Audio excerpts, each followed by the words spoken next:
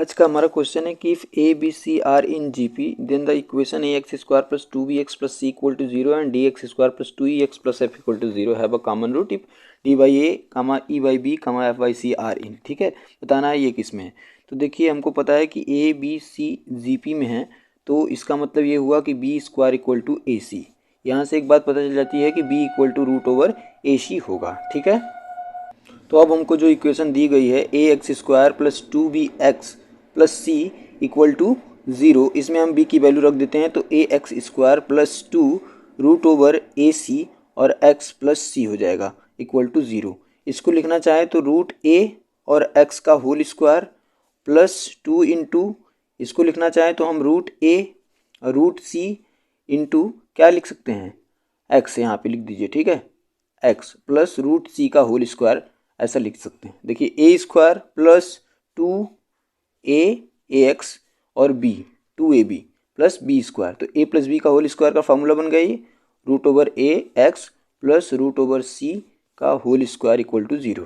यहाँ से root over a x plus root c equal to 0, यानी x की वैल्यू माइनस आप root C by root a, x की वैल्यू आ गई। ठीक है, अब इसके बाद इसी x को उठा के हम दूसरे इक्वेशन में रख देते हैं, d x square plus 2ex plus F equal to 0।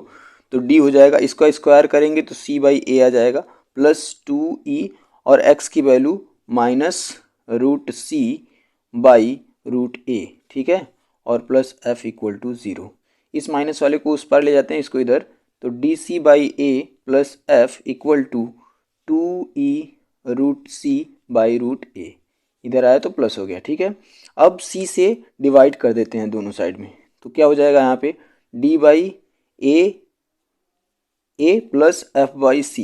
देखिए इससे डिवाइड कर रहे हैं c से। ठीक है, यानी c से डिवाइड करेंगे तो ये c से c cancel, F by C equal to 2e root C by C into root A. ठीक है, इस c को आप root C into root C लिख सकते हैं, ये c से c कैंसिल हो गया, तो d by A plus F by C equal to 2e और ये c से c कैंसिल अपान रूट सी रूट ए को रूट ए सी लिखा जा सकता है, और d by A plus F by C equal to 2e by A C, root A C को हमने क्या बोला है b, तो यहाँ लिख देते हैं b।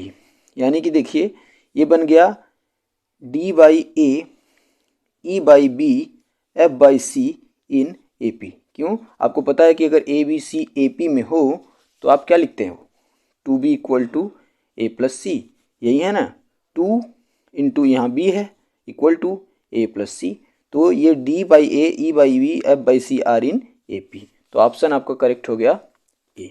ठीक है।